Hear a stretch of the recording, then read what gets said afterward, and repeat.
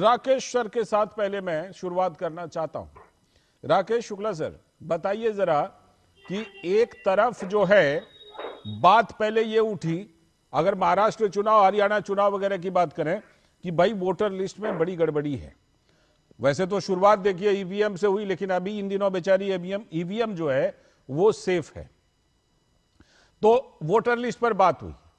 अब सवाल यह है कि जब वोटर लिस्ट को शुद्ध किया जा रहा है तो ये कौन लोग हैं जिनको अशुद्ध वोटर लिस्ट ही चाहिए, शुद्ध वाला नहीं चाहिए, अशुद्ध चाहिए?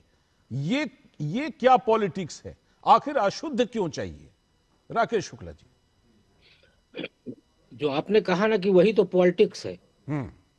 आरटीआई से एक आंकड़ा आया कि पश्चिम बंगाल में 47 लाख ऐसे मतदाता है जो इस दुनिया में नहीं है। एक आंकड़ा और आया कि 37 लाख ऐसे मतदाता है जिनके पास आधार कार्ड नहीं है। अब दो तीन चीजें मैं आपके सामने और रखूंगा, उससे मुझे लगता है समझने में बड़ी आसानी होगी।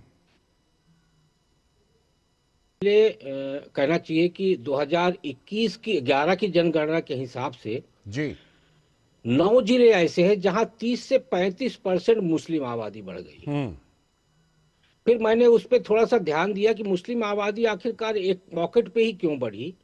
तो मुझे एक रिसर्च मिला प्रोफेसर शाश्वता घोष जी का, जो इन्होंने टीएफआर पे रिसर्च किया है। उनके रिसर्च के हिसाब से पश्चिम बंगाल में जो प्रजनन दर था वो हिंदुओं का था 3.1 और मुसलमानों का था 4.1, जो घटकर हिंदुओं का आ गया 2.1 और मुसलमानों का आ गया 2.2। अब ये दोनों आंकड़ा देखिए, यदि जन्म दर घट रही है तो आबादी कैसे बढ़ेगी?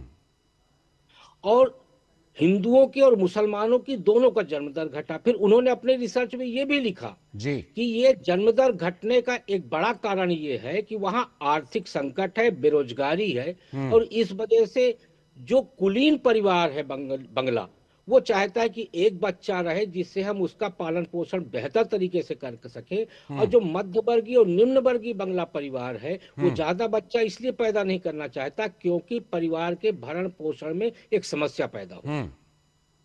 तो अब जो रार जिसका और तकरार की आप बात कर रहे हैं, तो रार और तकरार का कारण यही है कि जो 30 से 35% बढ़ा हुआ संख्या है, वो संख्या यदि कटेगा तो वोट पर असर पड़ेगा।